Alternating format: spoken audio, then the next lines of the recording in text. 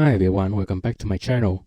You want to use Deepseek, but you're having a lot of issue like server busy or cannot log in. It's very frustrating. But don't worry, I just found out the solution and it's worked perfectly for me. That is Perplexity AI. You can see here, Perplexity is a free AI engine and it supports GPT-10 model and Deepseek R1 model too. You can go to perplexity.ai. You can sign up and create an account. I already logged in my account here. After you have an account, you can choose whatever model you want to use. You can see here, reasoning with R1 is the Deepseek model, or reasoning with O3 mini is OpenAI newest reasoning model.